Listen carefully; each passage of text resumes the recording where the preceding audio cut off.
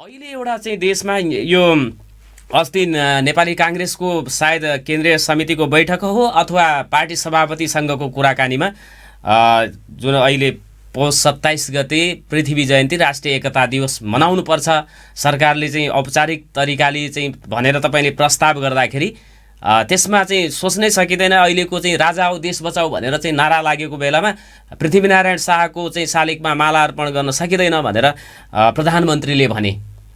नेतृत्वको चाहिँ परिवर्तनको नेतृत्व लिन सक्ने पार्टीको सभापति र देशको प्रधानमन्त्री यति कमजोर भएका हुन्? होइन, अब त्यो प्रधानमन्त्रीलाई कुन परिस्थितिले भाग्यात्मक स्थिति पर्यो यो मैले अहिले मात्रै होइन, मैले धेरै अगाडिदेखि निरन्तर रूपबाट यो सम्बन्धमा मैले पनि सामाजिक सञ्जालमा कहिलेकाहीँ देख्छु। यो राजा हो देश बचाऊ भन्ने अभियानको अङ्ग त हो कि भनेर। यो 2047 सालमा जुन बेला मेरै जिल्लाको पृथ्वीनारायण शाहको शालिग तोडियो, त्यो तोडिएपछि 2048 सालमा 27 गते त्यहाँ चाहिँ नि सबै पार्टीहरू मिलेर चाहिँ नि पृथ्वीनारायण शाहको जन्मजयन्ती मनाउने ठाउँ चाहिँ विरोध प्रदर्शन गर्ने काम भयो। त्यसमा नि खास गरी वामपन्थीहरू उग्र रूप ल्याएको। म पहिलोचोटि आफै प्रमुख अतिथि भएर कसले के गर्न सक्छ भनेर आफैले कार्यक्रम सञ्चालन गरे। यो कुरा मेरो सुरुदेखि नै, किनभने हेर्नुहोस् तपाईँ इतिहासलाई चाहिँ नि सम्बन्धमा प्रश्न गर्न सक्नुहुन्छ। इतिहासमा के भयो, इतिहासको त्यो कुरा ठिक भयो या बेठिक भयो भनेर प्रश्न गर्न सक्नुहुन्छ। तर तपाईँ इतिहास परिवर्तन गर्न सक्नुहुन्छ। तपाईँले आफ्नो वासस्थान परिवर्तन गर्न सक्नुहोला, तपाईँले आफ्नो पेसा परिवर्तन गर्न सक्नुहोला, तर तपाईँले तपाईँको बाध्यता परिवर्तन गर्न सक्नुहुन्छ। त्यो हाम्रा संस्कार संस्कृति र इतिहासलाई हामीले परिवर्तन गर्न खोजेर त्यो बेला ठिक बेठिक के भयो त्यो विश्लेषण गर्ने पाटो एउटा पाटो हो, तर त्यसलाई परिवर्तन गर्न सक्दैन। त्यस कारणले पृथ्वीनारायण शाह जुन बेला 2224 राज्यहरूलाई यही विचार नागरिकहरूको पनि रहेको छ। यो यसको सुनवाई होला 27 गते सरकारले बिदा घोषणा गर्ला र?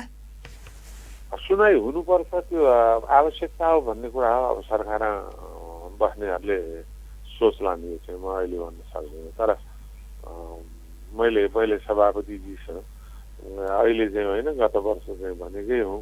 यसपालि चाहिँ त त्यो प्रस्तावित राखेर वहीँसँग चाहिँ कुरा भएको छैन, सार्वजनिक रूपले कुरा भएको मात्रै हो।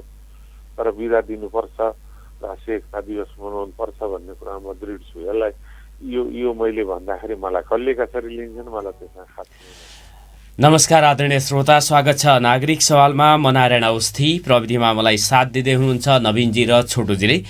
नागरिक सवालमा आज म नेपाली काङ्ग्रेसका केन्द्रीय सदस्य अर्जुन नरसिंह केसीसँग कुराकानी गर्न गइराखेको छु। नेपाली काङ्ग्रेसको 14औं महाधिवेशनपछि को पार्टीभित्रको अवस्था र समसामयिक यो राजनीति को विषयमा मैले उहाँसँग कुराकानी गर्नेछु र उहाँसँग कुराकानी गरिसकेपछि तपाईँहरूका लागि मैले टेलिफोन कल खुला गर्नेछु। पृथ्वी जयन्तीको विषयमा यहाँहरूले आफ्नो धारणाहरू राख्न सक्नुहुनेछ भनेर अनुरोध गर्न चाहन्छु। र हामीसँग कुराकानी गर्नको लागि नेपाली काङ्ग्रेसका केन्द्रीय सदस्य पूर्व मन्त्री प्रभावशाली नेता अर्जुन नरसिंह केसी जोडिनु भएको छ। यहाँलाई नागरिक सवालमा हार्दिक स्वागत छ। नमस्कार। नमस्कार। आराम हुनुहुन्छ? यहाँहरूको अब यो 14औं महाधिवेशन सकिएपछि पार्टी सभापतिले केन्द्रीय समितिमा पनि केही केन्द्रीय सदस्यहरू मनोनित गर्नुभएको छ। त्यसपछिको परिवेशमा 14औं महाधिवेशन सकिएपछि पार्टी सभापतिले म सबैको सभापति भएर अगाडि बढ्छु, पार्टीलाई एक ढिक्का बनाएर अगाडि बढ्छु भन्नुभएको थियो। त्यो भनाइ अहिले व्यवहारमा आएर चाहिँ त्यो देखा पर्यो कि परेन, देखा परेन भन्ने किसिमको चाहिँ गुनासोहरू अर्को पक्षबाट आएको छ र पार्टीमा जुन एउटा मर्यादा क्रम अथवा रोल क्रम तोक्ने विषयमा पनि त्यो झल्कियो, त्यो स्पष्टसँग अरूले पनि महसुस गर्न पाए। के छ नेपाली काङ्ग्रेसको 14औं महाधिवेशन पछिको यात्रा? अब केही कमै दिन भएको छ, तथापि तपाईँहरूले कसरी चाहिँ यसलाई पार्टी सभापति नयाँ नेतृत्वको चाहिँ कामलाई कसरी मूल्याङ्कन गरिराख्नु भएको छ? होइन, हेर्नु त मूल्याङ्कनै गरिहाल्ने त समय भएको छैन। लोकतन्त्र भनेको वाद प्रतिवाद र संवादको प्रक्रिया हो।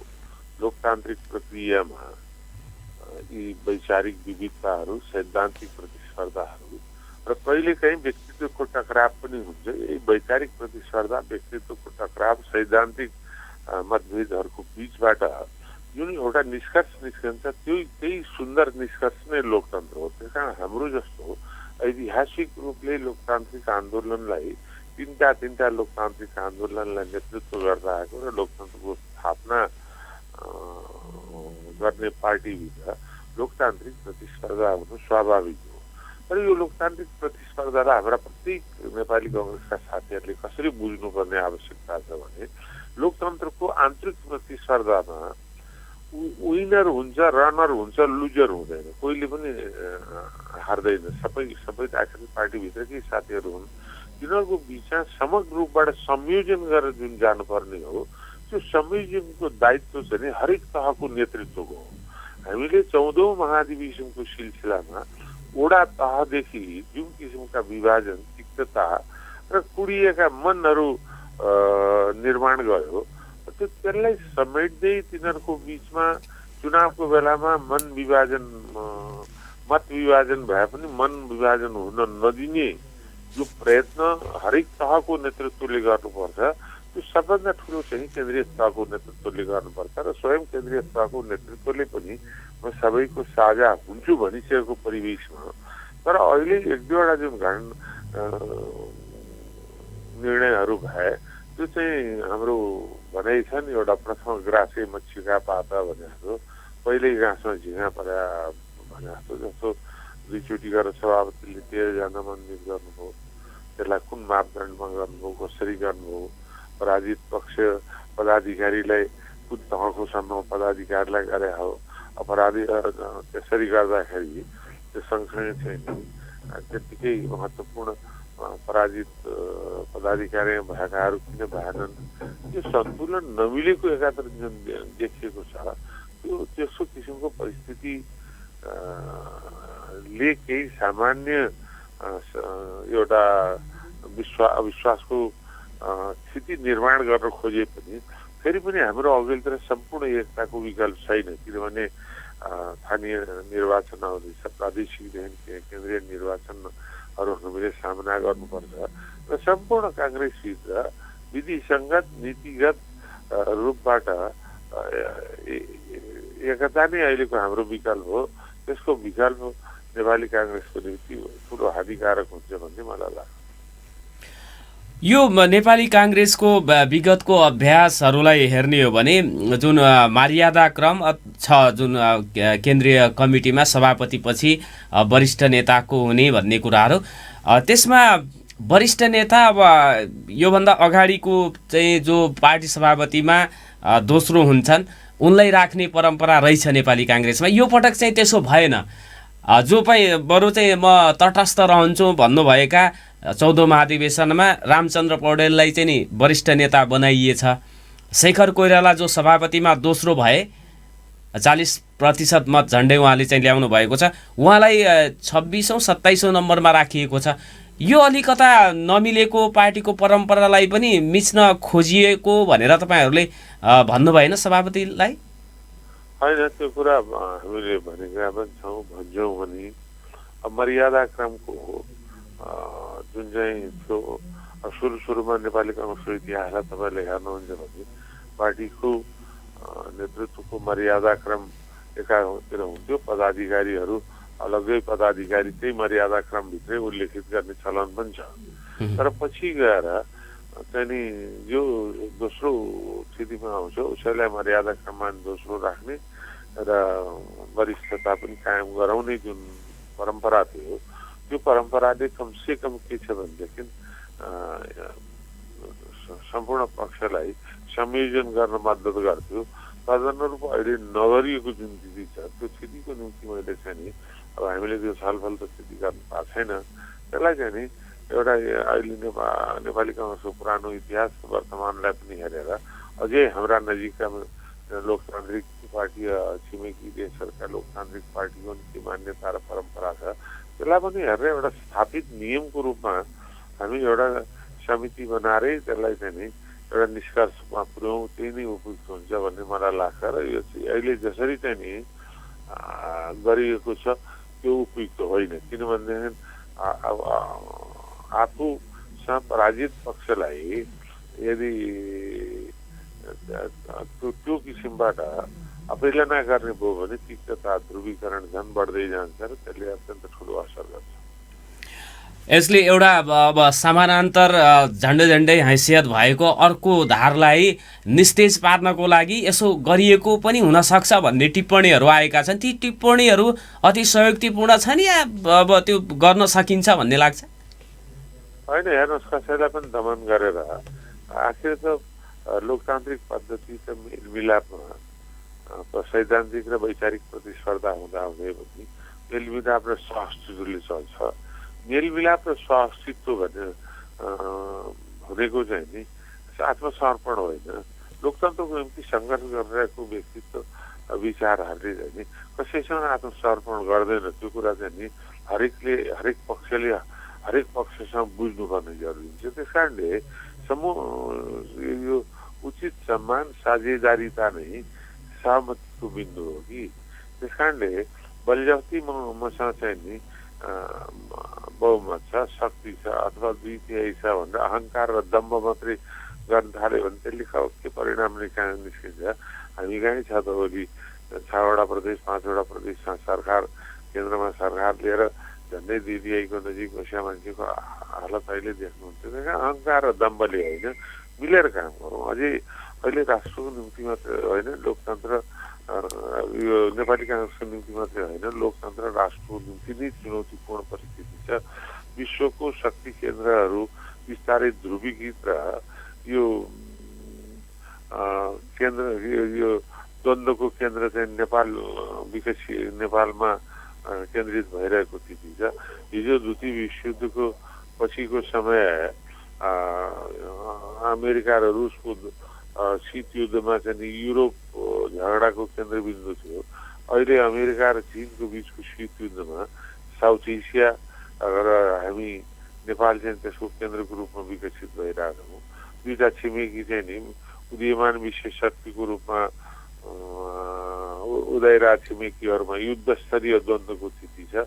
त्यो स्थितिमा एउटै नेपाली काङ्ग्रेस छ जुन पार्टीले युरोप र अमेरिकालाई पनि उसको लोकतान्त्रिक छविको दृष्टिकोणले सन्तुलन गर्न सक्छ भने दक्षिण र उत्तरमा पनि सन्तुलन गर्न सक्छ। राष्ट्रभित्रका विभिन्न समस्याहरूलाई पनि संयोजन गरेर सबै पक्ष अगाडि लिएर जान सक्छ।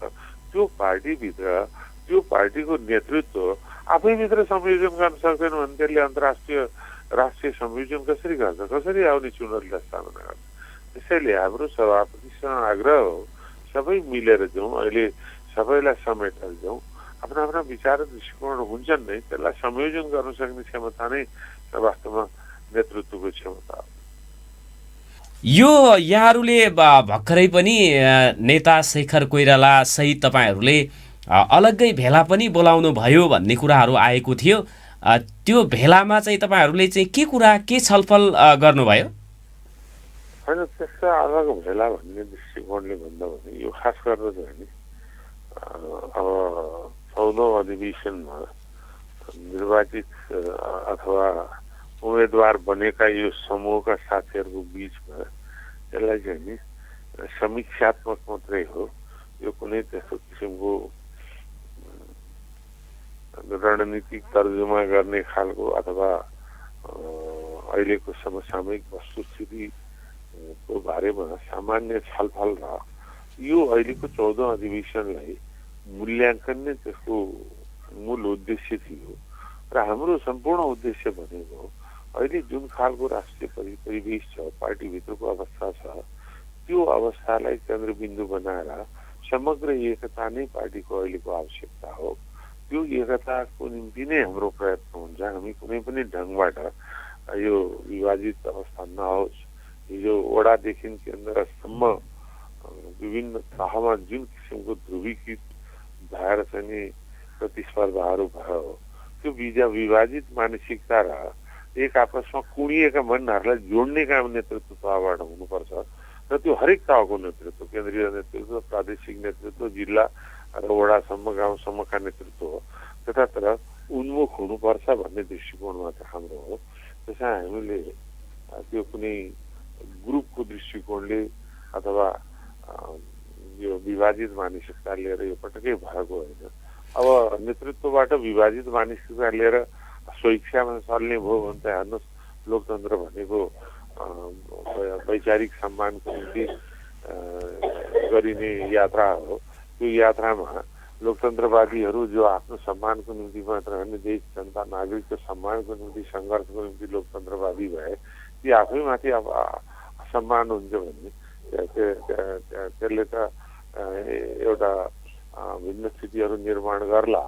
तर अहिले हामी त्यो मनस्थितिमा छैनौँ। सभापतिले भन्नुभएको म सबैको सभापति हुँ, भोट दिने नदिनेको हामीले आफ्नो प्रयत्न गऱ्यौँ, हामी हार्यौँ। तर सभापति नै हो। पार्टीको सभापतिको नेतृत्वलाई विधिभित्र विधानभित्र नीतिभित्र हामीले स्वीकार गर्छौँ, सम्मान गर्छौँ। हाम्रो निरन्तर प्रक्रिया भनेको पार्टी चाहिँ नि व्यक्तिले होइन विचारले सञ्चालन गर्छौँ, नेताले होइन नीतिले सञ्चालन गरोस् र पार्टीलाई स्वस्थ लोकतान्त्रिक प्रक्रियामा अगाडि बढाउँ भन्ने हाम्रो जुन अवधारणा हो त्यो आखिर त 104 वर्षको राणा शासनको दास्ताको जन्जिर तोड्नुको निम्ति नेपाली कांग्रेसले जुन लोकतन्त्रको शङ्खनाद गर्यो त्यो पनि त विधिको शासनको निम्ति थियो। हामीले राजाहरूसँगको सङ्घर्षमा भने यो हुकुम प्रभाङ्गीले होइन देशको विधि विधानले चल्नुपर्छ भनेर सङ्घर्ष गर्यौँ। लोकतन्त्र भनेकै विधिको शासन हो। जुन पार्टीले विधिको शासनको निम्ति निरन्तर सङ्घर्ष गर्यो त्यो पार्टीभित्र विधि विधानलाई एकातिर पन्छाएर आफ्नै ढङ्गको स्वेच्छाले एउटा सानो झुन्डले स्वार्थ विप्रेरित भएर चल्न थाल्यो भने त्यो ध्रुवीकरण हुन्छ, त्यसलाई कसैले रोकेर रोकिन्छ। तर हाम्रो अहिलेको परिवेश जुन ढङ्गको छ राष्ट्रिय अन्तर्राष्ट्रिय परिवेश त्यो परिस्थितिमा पार्टीमा समग्र एकता चाहिन्छ। हामी सबैले हिजोको प्रतिस्पर्धामा मत विभाजन भयो होला, मन विभाजन हुन नदिउँ र न्याय यात्रा सुरु गरौँ भन्ने प्रयत्नमै छौँ हामी। 14औं अधिवेशनमा सभापति लगायत केन्द्रीय सदस्यमा आउनुपर्ने अनुहारहरूको पराजय कसरी भयो, किन भयो भन्ने समीक्षा पनि त भयो होला नि तपाईँहरूका बिचमा? होइन, त्यो त के भयो भन्दाखेरि अब हेर्नुहोस्, अब 14औं अधिवेशनभन्दा धेरै अगाडिदेखि मैले निरन्तर रूपबाट संस्थापन इतर समूहको बिचमा एकताको निरन्तर प्रयास गरेका हौँ र अन्तिम दिनसम्म पनि प्रयत्न भएको हो। तर साथीहरू सो केन्द्रित हुनुभयो, आफूलाई मात्रै केन्द्रित भएर हेर्न थाल्नुभयो, मिलाउन सक्ने अवस्था आएन, नमिल्ने परिस्थितिमा अब जो साथीहरूको टिम बन्यो त्यो टिममा चाहिँ नि हामीले अन्तिमसम्म प्रयास गऱ्यौँ त्यो टिमलाई विजय गराउँ, हामीले सकेनौँ। तर के छ भनेदेखि यो हार चाहिँ नि हामीले 14औं अधिवेशनमा चाहिँ नि हार स्वीकार गरेर जो महाधिवेशनबाट नेतृत्व चयन भएको त्यो नेतृत्वले विधि विधान मर्यादा समग्र पार्टी एकताको निम्ति प्रयत्न गरोस्, हामी साथ दिइरहेका छौँ। र अहिले चाहिँ नि सहमतिको विकल्प चाहिँ नि फेरि पनि हाम्रो अघिल्तिर छैन। अब तपाईँहरूको समूहमा नेता रामचन्द्र पौडेल हुनुहुन्छ कि हुनुहुन्न? होइन, रामचन्द्रजी समूहमा हुनु नहुनु एउटा पक्ष हो, तर उहाँ नेतै हो, त्यसमा विवाद होइन। तर समूहगत दृष्टिकोणले अब सबभन्दा पहिला त यो ध्रुवीकरण नहोस्, फेरि पुरानो ढङ्गले भन्ने पक्षमा छु म। सबैको बिचमा संयोजन नै अहिलेको आवश्यकता हो भनेर। अब यो त तपाईँको के छ भनेदेखि आउने दिनहरूले तयार गर्ने कुरा हो। किनभने नेपाली कङ्ग्रेसभित्रको यो जुन नीतिगत विधिगत वैचारिक समूह जुन छ हाम्रो, यो चाहिँ नि निर्वाचन परिणामले न हारेको छ न थाकेको छ। यो त निरन्तर चल्ने एउटा प्रक्रिया हो। यो प्रक्रिया भनेको सुधार भनेको विश्लेषणविहीन पक्ष विपक्षमा आग्रह पूर्वाग्रह भएर कसैलाई गाली गर्ने कसैलाई समर्थन गर्ने पक्ष होइन। यो त सही आत्मीय निष्कर्ष र सामूहिकताबाट सत्य यथार्थको आधारमा पार्टीभित्र लोकतान्त्रिकरणको प्रक्रियालाई सशक्त बनाउने कुरा हो। किनभने पार्टी नै सबभन्दा पहिलो लोकतन्त्रको पाठशाला हो। पार्टीबाट नै सुशासन, विधिको शासन, पारदर्शिता निर्माण गर्ने चरित्रहरू विकास हुनुपर्छ। त्यसको जुन खालको कमी छ त्यो कमीलाई चाहिँ नि पार्टीभित्र विकास गर्ने क्रममा अहिले काफी नयाँ युवकहरू पनि पदाधिकारी भएर आउनु भएको छ र जो जति जुनसुकै पक्षबाट जितेर आए पनि पार्टीलाई संस्थागत र विधिसङ्गत प्रक्रिया अगाडि बढाउनुको निम्ति धेरै साथीहरू प्रतिबद्ध पाएको छु मैले।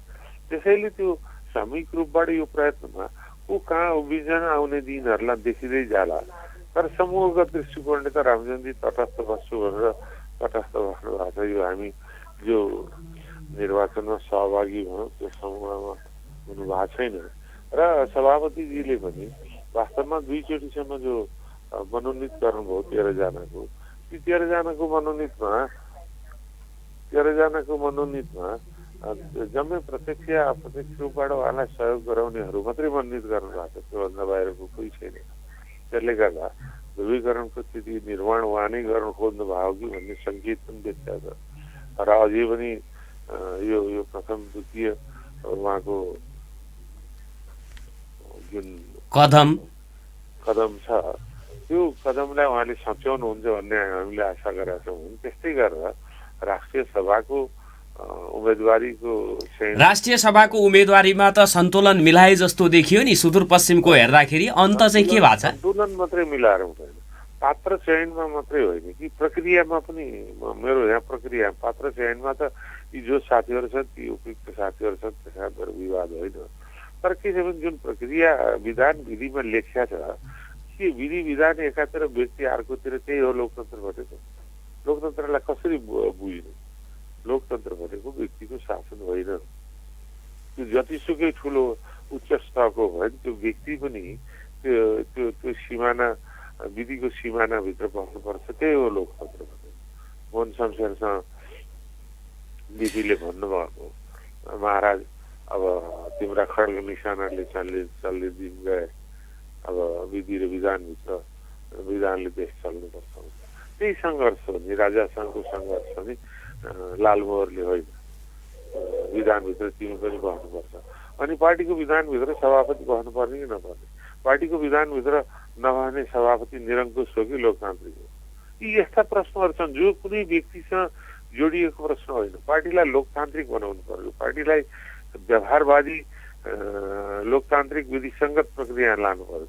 मेरो चाहिँ हामी यो सुधारवादी रूपान्तरणकारी सुधारवादी अभियानमा म निरन्तर लागेको छु, अहिले मात्रै होइन। म जुन बेला गिरिजाऊ जस्तो पितातुल्य सर्वमान्य नेता हुनुहुन्थ्यो त्यो बेला पनि जानेर विधि तोडिन्थ्यो, म सार्वजनिक रूपबाट यो गलत भयो भन्थेँ।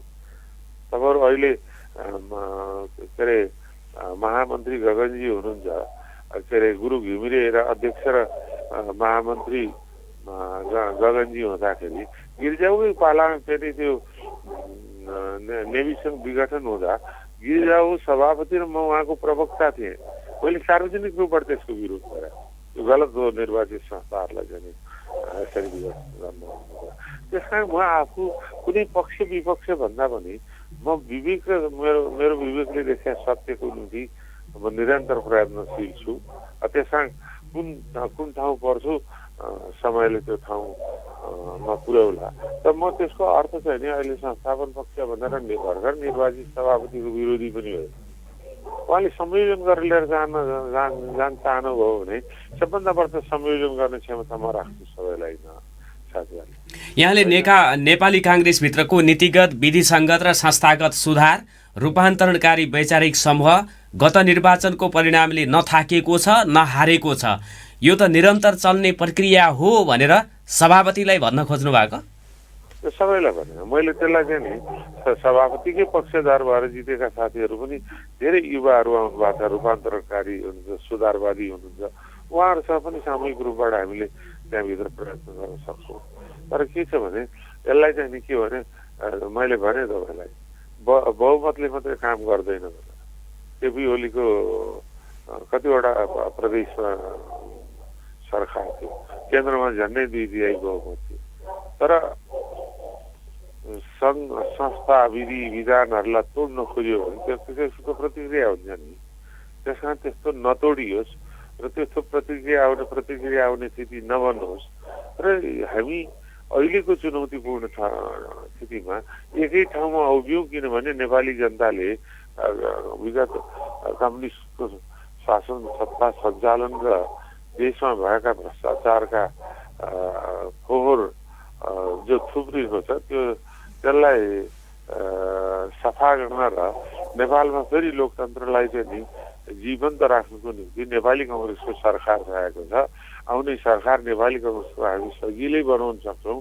त्यो स्थितिमा नेपाली कांग्रेसभित्र एकताको आवश्यकता छ र फेरि अन्तर्राष्ट्रिय परिवेश जुन ढङ्गबाट चाहिँ नि नेपाल चाहिँ बिस्तारै विश्वको द्वन्द्वको केन्द्रको रूपमा विकसित भइरहेको छ, त्यो स्थितिमा लामो ऐतिहासिक यात्रा पार गरेर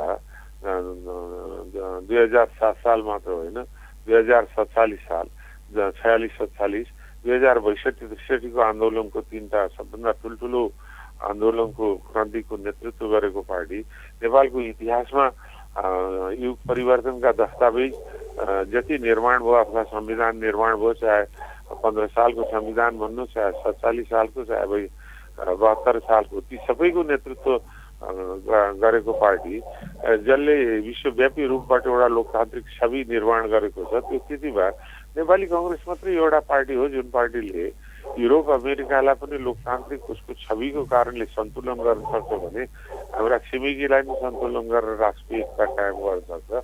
त्यो पार्टीभित्र सबभन्दा पहिलो चाहिँ नि पार्टीभित्र एकताको जरुरी पर्यो, पार्टीभित्र मेलमिलापको जरुरी पर्यो, पार्टीभित्र सहअस्तित्वको जरुरी पर्यो, पार्टीभित्र एकले अर्कोलाई मर्यादा र सम्मान गर्ने परिस्थिति निर्माणको जरुरी पर्यो। कसैलाई धकेलेर कुना पुर्याउँछौ भनेर यत्रो लोकतान्त्रिक यात्रामा सङ्घर्ष गरेर आएको मान्छे कसैले कसैलाई समर्पण गर्छ? नेपाली कांग्रेसले ऐतिहासिक दायित्वहरू पुरा गरेको छ, त्यो वहन गरेको छ। 2007 सालदेखि 62-63 सम्म अथवा 72 को संविधान बनाउँदाखेरि पनि नेपाली कांग्रेसको नेतृत्व थियो।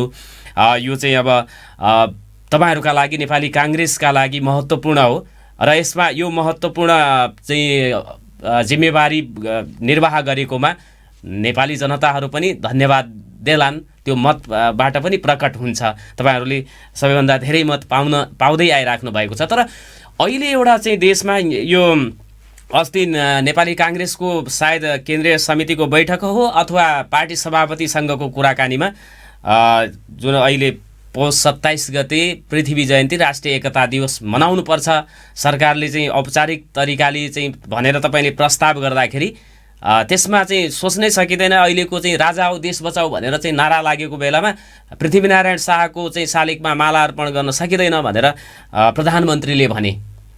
नेतृत्वको चाहिँ परिवर्तनको नेतृत्व लिन सक्ने पार्टीको सभापति र देशको प्रधानमन्त्री यति कमजोर भएका हुन्?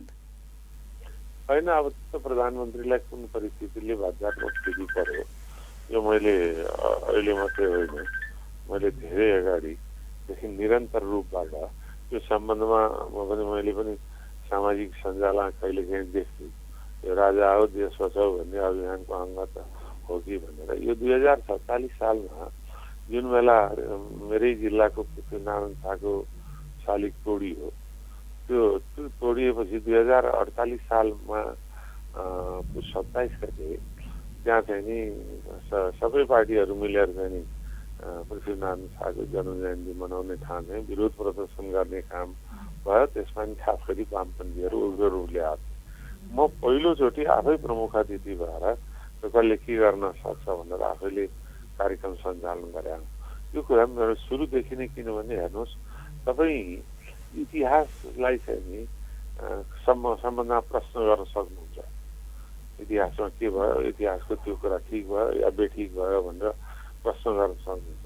तर तपाईँ इतिहास परिवर्तन गर्न सक्नुहुन्छ, तपाईँले आफ्नो वासस्थान परिवर्तन गर्न सक्नुहोला, तपाईँले आफ्नो पेसा परिवर्तन गर्न सक्नुहोला, तर तपाईँले तपाईँको बाध्यता परिवर्तन गर्न सक्नुहुन्छ। ती हाम्रा संस्कार संस्कृति र इतिहासलाई हामीले परिवर्तन गर्न खोजेर त्यो बेला ठिक बेठिक के भयो त्यो विश्लेषण गर्ने पाटो एउटा पाटो हो। तर त्यसलाई परिवर्तन गर्न सक्दैन। त्यस कारणले पृथ्वीनारायण शाह जुन बेला 2224 राज्यहरूलाई एकीकरण गर्दै थिए त्यो एकीकरणमा होला राज्यको सिमाना बढाउने मनसुबा एकातिर थियो भने ब्रिटिस साम्राज्यले सम्पूर्ण एसियालाई चाहिँ नियन्त्रित भइरहेको स्थितिमा टुक्रा टाक्री राज्यकै स्थितिमा रह्यो भए हामी स्वतन्त्र हुन सक्दैनथ्यौँ। संसारभरि तपाईँका जारदेखि लिएर गएर चीन राजवंशले चीनलाई एकीकृत गरायो। चीन राजवंशको नाममा चीनको नाम रह्यो तर माओ सेतुङले त्यसलाई त परिवर्तन गरेन। जारहरूले गरेका एकीकरणलाई त स्टालिनले पनि प्रशंसै गरेको देखिया छ।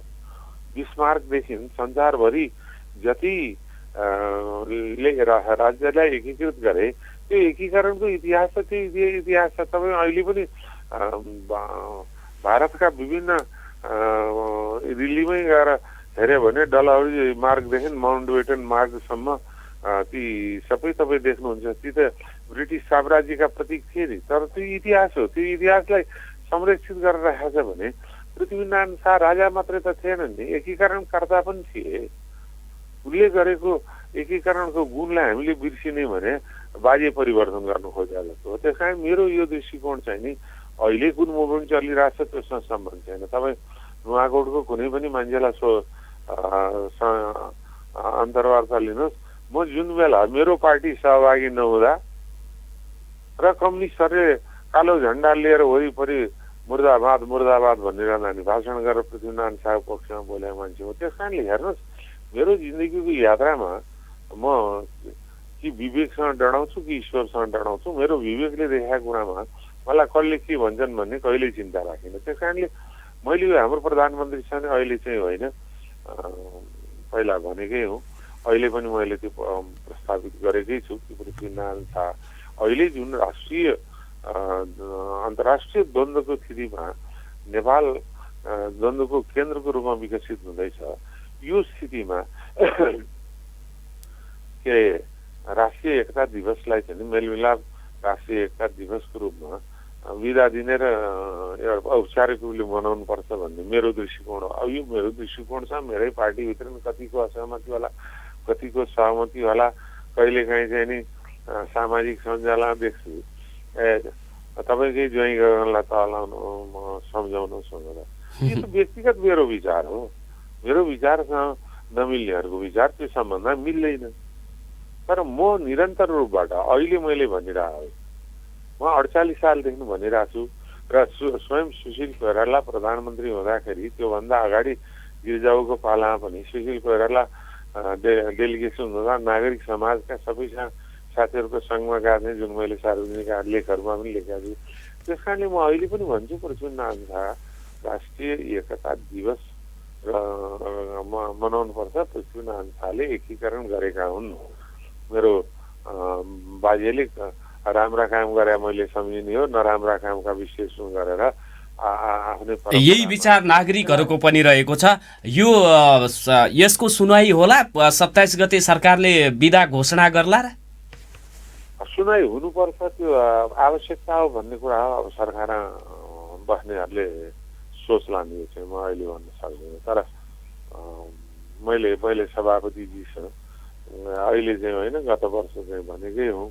यसपालि चाहिँ त त्यो प्रस्तावित राखेर वहीँसँग चाहिँ कुरा भएको छैन, सार्वजनिक रूपले कुरा भएको थियो।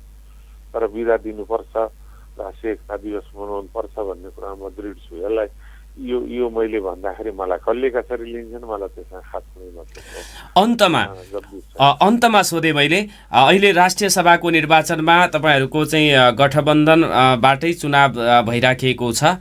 आगामी निर्वाचन स्थानीय तह प्रदेश सङ्घको निर्वाचनमा पनि गठबन्धनलाई निरन्तरता दिनुपर्छ भन्ने पक्षमा हुनुहुन्छ कि तपाईँहरू नेपाली काङ्ग्रेस एक्लै प्रतिस्पर्धा गर्न सक्छ अन्य दलहरूसँग भन्ने? नेपाली काङ्ग्रेस एक्लै प्रतिस्पर्धा गर्नुपर्छ भन्ने नै कार्यकर्ता धारणा हो। तर मेरो चाहिँ त्यसमा के छ भनेदेखि हामीले यसपालि 14औं अधिवेशन 4 वर्षभित्र गर्नुपर्ने गरेनौँ, गर्न सकेनौँ, गर्न चाहेनौँ। अब यसलाई म कसैलाई दोष लाउँदैन, तर चाहेनौँ, त्यो नेतृत्वले गर्न चाहेन। अब 4 वर्षपछि 1 वर्ष थप्ने विधानले दिएको समय हो। 1 वर्ष विधानले दिएको समयमा विशेष परिस्थितिमा भन्ने छ 1 वर्ष थप्न सकिने भन्दा। त्यस्तो विशेष परिस्थिति के थियो कुनै व्याख्या भयो भने 1 वर्ष थपियो, ल 1 वर्ष थपियो। 1 वर्षभित्र नै हुन सकेन। नेपालको संविधानले 6 महिना समय थप गर्दा विशेष परिस्थिति हुन नसके भनेको 6 महिनाभित्र नै हुन सकेन। त्यसकारण पार्टीको वैधानिक प्रश्न नै हाम्रो अघिल्तिर तेर्सेको हुनाले हामीले हतारमा अधिवेशन गर्यौं, नेतृत्वको चयन गर्यौं, जसरी पनि गर्यौं, जे गरेर भयो त्यतातिर म फर्किन्न। कति राम्रा भए, कति निष्पक्ष भए, कति पक्षपातपूर्ण भए, कति धाँधली भए, त्यो त्यतातिर म जान्न। अब एउटा परिणाम आयो, त्यसलाई हामीले सबैले स्वीकार गरिसक्यौँ। तर यो नेता निर्वाचन त हामीले गर्यौं, तर नीतिगत अधिवेशन हुन भएन यो। त्यसकारण मेरो चाहिँ सभापतिदेखि नै अब केन्द्रीय कार्य समिति पनि बस्ला, म त्यसमा पनि आफ्नो विचार प्रस्तुत गर्नेवाला छु। अहिले भएका 2टा केन्द्रीय समिति चाहिँ नि औपचारिकतामै टुङ्ग्यो, खालि केही प्रस्ताव राखेर त्यसलाई पारित गर्न मात्रै। अब यसमा छलफल होला। यो स्थानीय निर्वाचनभन्दा अगाडि नीतिगत महासमिति हुनुपर्छ, जसमा बसेर व्यापक रूपबाट सम्पूर्ण परिवेशहरू, अहिले नेपालमा देखिएको अन्तर्राष्ट्रिय परिस्थिति र परिवेश, पार्टीभित्र नीतिगत रूपबाट हामीले चाहिँ गर्नुपर्ने विश्लेषण, समीक्षा र अहिलेसम्म लिँदै आएका नीति र त्यसमा गर्नुपर्ने आवश्यक परिवर्तन, गठबन्धन र कम्युनिस्टहरूसँगको सम्बन्धको नीतिगत रूपबाट चाहिँ महासमितिले छलफल गरेर टुङ्ग्याउनुपर्छ भन्ने पक्षमा म चाहिँ छु। हवस्, यो कुराकानी गर्नको लागि हामीलाई समय दिनुभएकोमा म धन्यवाद दिन चाहन्छु यहाँलाई। हार्दिक धन्यवाद। नागरिक सवालमा अब भने तपाईँहरूको फोनहरू लिने समय भएको छ। 8:18 भएको छ। 091-410-216 फोन गर्नको लागि म अनुरोध गर्दछु यहाँहरू सबैलाई। र प्रसङ्ग जुनसुकै विषयमा, जुनसुकै प्रसङ्गमा यहाँहरूले फोन गर्न सक्नुहुनेछ। आफ्नो भनाइ, आफ्नो बुझाइ, आफ्नो दृष्टिकोण राख्न सक्नुहुनेछ भनेर अनुरोध गर्न चाहन्छु। हाम्रो टेलिफोन लाइन खुला भएको छ 091-410-216। र आज 25 गते पुस 27 गते पृथ्वी जयन्ती एकता दिवस मनाइने गरिन्थ्यो। तर यो एकता दिवस मनाउन कहिलेबाट छोडियो भनेर चाहिँ म एउटा फेसबुकमा लेखिएको कुरा यहाँहरूलाई सम्प्रेषण गर्न चाहन्छु। ढिकेन्द्र ढकालले लेख्नु भएको छ, जगदीश घिमिरेले भने चाहिँ पृथ्वीनारायण शाहले सिन्धुलीमा अङ्ग्रेजहरूलाई र त्यसअघि मकवानपुरमा मीर कासिमलाई हराएर भगाउन नसकेको भए नेपालको इतिहास र भूगोल अर्कै हुने थियो। तर अहिलेका दललाई पृथ्वीनारायण प्रिय र आदर्श छैनन्।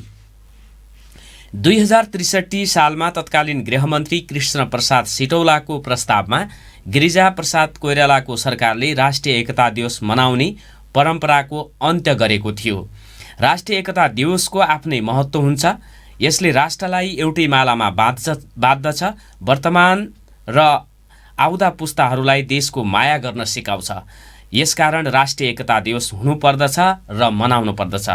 तत्कालीन प्रधानमन्त्री सुशील कोइरालाले राष्ट्रिय एकता दिवस राज्यका तर्फबाट औपचारिक रूपमा मनाउन आफूले मन्त्री परिषद बैठकमा प्रस्ताव लगे पनि पारित गराउन नसकेको लज्जास्पद इतिहास ताजै छ। यसले प्रश्न छनक दिन्छ। विदेशी दानापानी खानेहरूले नै सिंहदरबारमा बस्छन् र प्रधानमन्त्रीलाई बसमा राख्ने ताकत राख्दछन्। गीतामा भनिएको छ, माफ गर्नुहोला, गीतामा भनिएको छ, सम्मानित व्यक्तिका लागि बदनाम हुनु भनेको मरणभन्दा गरुङ्गो काम हो। पृथ्वीनारायण शाहलाई सम्मान गर्न नसकेर नेपालीहरू माझ यति अपमानित भएर बस्ने हाम्रा नेताहरू लिच्चड हुन्। त्यसो त अहिलेका सबैजसो नेताले भारत र पश्चिमाको सेवाको लागि काम गरिरहेको घाम जस्तै छर्लङ्ग भइसकेको छ भनेर ढिकेन्द्र दाहालले फेसबुकमा लेख्नु भएको छ। 091-410-216 तपाईँहरूको फोन कलको मैले प्रतीक्षा गरेको छु। राष्ट्रिय एकता दिवस पृथ्वी जयन्तीकै विषयमा पनि यहाँहरूले आफ्नो धारणा सर्वसाधारणको हिसाबले भन्न सक्नुहुनेछ। हाम्रो स्टुडियोको टेलिफोन नम्बर 091-410-216 रहेको छ। र एउटा वास्तविकताले भरिएको तर अलि यो कथनमा अलि व्यङ्ग्यात्मक भाव झल्किने कुराहरू पनि मैले यो पृथ्वी जयन्तीको सन्दर्भमा लेखेको भेटाएको छु। राम लोहनी ले लेख्नु भएको छ, पृथ्वीनारायण शाह काम लाग्ने मान्छे चाहिँ होइनन्। गोरखालाई विस्तार गरेर काठमाडौँसम्म मात्र आएनन्, नेपालको विकास गर्न भनेर आएका गोराहरूलाई ढिम्किन पनि दिएनन्। हामीले भारतलाई हाम्रो मुलुक भन्न पनि पाएनौँ। देशमा रेल पनि आउन सकेन। यसको लाभ कसलाई भएको छ र वीरेन्द्र, महेन्द्र, बीपी, ओली, देउवा, प्रचण्ड आदिलाई त हो। प्रचण्ड अहिले सेकेन्ड लेफ्टिनेन्टबाट प्रमोसन भएर कर्नेल भइभरि रिटायर भइसकेका हुन्थे। उपेन्द्र यादव पान पसल चलाइरहेका हुन्थे। राजेन्द्रलाई नेपाल आउनै पर्थेन। माधव कुमार नेपालले उतैको घरमा बसिरहेका हुन्थे। उतैको एउटा फाइनेन्सियल संस्थाबाट रिटायर लिइसकेका हुन्थे। बीपीका बाबालाई काशी जानु पर्थेन। बीपी विराटनगरमै जन्मन पाउँथे। ओलीलाई टाउको गिड्ने लडाइँमा होमिनु पर्ने थिएन। देवालाई म त इन्डियामै जन्मेको भनेर धक्कु लाउन पनि पर्थेन। एउटा टेलिफोन कल आएको छ। यहाँलाई नागरिक सवालमा हार्दिक स्वागत छ। नमस्कार, को बोल्दै हुनुहुन्छ, कहाँदेखि? नमस्कार, धन्यवाद सर। यहाँ बोरानीबाट सर, म एचआर अवस्थी बोले। हजुर, एचआर अवस्थीजी, यहाँलाई स्वागत छ। कुन प्रसङ्गमा के कुरा भन्न चाहनुहुन्छ? म अनुरोध गर्छु यहाँलाई भन्नको लागि। सर, हाम्रो म पृथ्वीनारायण शाहको बारेमा खालि मात्र 2 शब्द भन्न चाहन्छु। जसले यो नेपाल देशको निर्माण गर्यो, त्यसको जन्म जयन्ती हुनुपर्ने हो हाम्रो धारणा हो। एउटा खालि छोटकरीमा। दोस्रो चाहिँ हाम्रो यो 69 सडकको नाम भनेर नामाकरण गरिएको छ। बोराडाँडी यो गेटादेखि बोराडाँडीसम्मको रोडलाई हामीले भन्न सकेनौँ, ठिक छ, त्यसलाई भन्न सकेनौँ। तर बोराडाँडीबाट माथिसम्म गएको रोडको ठाउँ ठाउँमा पुरा चर्कियो र पुरै चर्किएको छ। ब्लकहरू खालि त्यतिकै यता र उता लगाएको छ। 4 इन्च कोही बाहिर छन्, कोही भित्र छन्। डुप्लिकेट काम भइरहेको छ। यसको बारेमा हजुरहरूले कसरी हुन्छ सञ्चार माध्यममा पुर्याइदिनु पर्यो। र यो गर्ने जो हेर्ने हाम्रा सरहरू छन्, त्यो इन्जिनियर साहबहरू छन्। म पटक पटक आएँ भनेर एउटा खड्का सर भन्दै थियो, पटक पटक हेर्दैछौँ, हामी विचार गर्छौँ भने अहिलेसम्म कति हेरेको छ, चेक पनि गरेकै छ। अनि त्यो के भयो, त्यो राम्रै भएर गइरहेको छ, के भइरहेको छ, यसमा हजुरहरूले आवाज उठाइदिनु पर्ला भन्ने कुरो मात्र छ। 6 लेन सडकको कहाँदेखि कहाँ भन्नुभयो? अनि यहाँ गेटादेखि बोराडाँडी चोकसम्मलाई राम्रो बनाएको छ, त्यसलाई भन्न मिलेन। बोराडाँडी चोकदेखि माथिको सडक हेरौँ, ठाउँ ठाउँमा चर्किएको छ, बिचमा चर्किएको छ। ब्लकहरू पनि 4 इन्च बाहिर 4 इन्च भित्र हालेको छ। त्यो डन्डीहरू पनि पुरै फोडेर, त्यो पिलरहरू छन्, पिलरहरू फोडेर हालेको छ। कहाँबाट लिएर त्यसै दिन त्यो कसो त्यो मिलाएर राखेको छ। त्यो त्यतिकै पाठ भइरहेको छ कि सरहरू के हेर्ने निकाय कुन हो, जिम्मेदार कुन हो, यसको जिम्मेवारी लिने कसले भन्नु खोजेको छ। यतिकै पाठ हुन लाग्छ कि यसलाई आवाज उठाइदिनु पर्ला सर। हवस्, यो खबरदारीको लागि, यो जानकारीको लागि यहाँलाई धन्यवाद छ। धन्यवाद सर। हामी निरन्तर रूपमा 6 लेन सडक लगायतका विकास निर्माणमा कहाँ के भइराखेको छ भन्ने कुरालाई समाचारको माध्यम बनाएर सम्प्रेषण गर्ने गर्छौँ। तपाईहरूले यसरी नै खबर गर्नुहुन्छ र त्यो ठाउँमा गएर हामी पनि हेर्ने अवसर पाउँछौँ र समाचार लेख्ने एउटा अवसर प्राप्त गर्दछौँ। नागरिक सवालमा यस्तै खाले सूचनाहरू पनि यहाँहरूले भन्न सक्नुहुनेछ भनेर अनुरोध गर्न चाहन्छु। मैले त्यो पृथ्वी जयन्तीको प्रसङ्गलाई चाहिँ व्यङ्ग्यात्मक तरिकाले लेख्नुभएका राम लोहनी सरको फेसबुकमा लेखिएको कुरालाई सम्प्रेषण गर्दै थिए। देउवालाई म त पृथ्वीनारायण शाहले नेपाल एकीकरण नगरेको भए हाम्रा जो ठुला नेताहरू जो दशकौँदेखि 50औँ 30औँ वर्षदेखि अथवा 50औँ 60औँ वर्षदेखि राजनीतिमा लागिराख्नु भएको छ, नेपाललाई बनाउनको लागि कनीकुथी गरेर चाहिँ नि सङ्घर्ष गरिराख्नु भएको छ, उहाँहरूले यदि चाहिँ एकीकरण नगरेको भए हाइसन्चो हुन्थ्यो होला भन्ने व्यङ्ग्यात्मक पारामा उहाँले लेख्नु भएको छ। देवालाई यदि नेपाल एकीकरण नगरिदिएको भए देवालाई म त इन्डियामै जन्मेको भनेर धक्को लाउन पनि पर्थेन, सबैलाई हाइसन्चो हुन्थ्यो। यो सबैको दोष पृथ्वीनारायण शाहको साम्राज्यवादी नीतिलाई जान्छ। यतिका मान्छेलाई नेपालका लागि दुःख गर्न तुल्याउने गरी गोर्खाबाट काठमाडौँ आउने पृथ्वीनारायणलाई जति आलोचना गरे पनि कम हुन्छ। गोर्खाबाट पृथ्वीनारायण नआएका भए अर्को कोही आउँथ्यो भनेर त्यो पात्र पनि स्वीकार्य हुने थिएन। ठुलो मुलुकको प्रजा हुनबाट रोक्ने सबै नेपालका शत्रु हुन्, तसर्थ पृथ्वीनारायण शाह पनि नेपालका शत्रु हुन् भन्ने किसिमको मनोविज्ञान बोकेका नेता त्यसपछि कार्यकर्ता पार्टीहरूका कारणले गर्दाखेरि नेपालको एकीकरणको जनक प्रणेता अथवा नेताको अवमूल्यन हुने, शालिगहरू टुटाउने, माल्यार्पणै गर्न चाहिँ लजाउने किसिमको लज्जाबोध हुने स्थिति देखा परेको छ। पृथ्वीनारायण शाह नभएको भए अहिलेको यो हामी नेपाली हौँ भनेर सगर्व भन्न सक्ने स्थिति हुन्थेन र अहिले राजनीति गरिराखेका पात्रहरूले राजनीति गर्न सक्ने सम्भावना पनि रहने थिएन। समय सकिएको छ, एउटा टेलिफोन कल लिइहालौँ, त्यसपछि हामी छुट्टिनेछौँ। 091-410-216 अर्को टेलिफोन कल आएको छ। यहाँलाई स्वागत छ नागरिक सवालमा। नमस्कार, को बोल्दै हुनुहुन्छ? नमस्ते, म सुशील शाही। हजुर सुशीलजी, स्वागत छ। कार्यक्रमको अन्तमा छौँ, यहाँले चाहिँ भन्न खोज्नु भएको कुरा राख्न अनुरोध गरेँ मैले।